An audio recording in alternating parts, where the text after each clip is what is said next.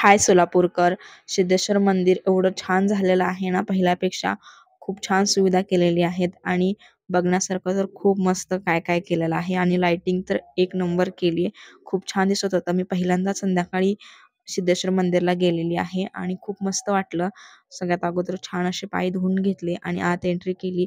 सगळ्या देवांचे पाया पडत पडत खूप पाय दुखत होते, कारण का तर एवढे देव आहेत काय सांगायचं, संपत नाहीत. सो त्यानंतर आम्ही सिद्धेश्वर महाराजांचं दर्शन घेतलं आणि बाहेर पडलो. तुम्ही बघू शकता किती जास्त गर्दी होते, त्यामुळे आम्ही बाहेरूनच दर्शन घेतलेलं आहे. आणि हे बॅक साइड आहे, किती छान दिसतंय बघा. आणि पाणी तर एक नंबर दिसत होतं तलावातलं. खूप छान आणि खूप मोठं मंदिर आहे.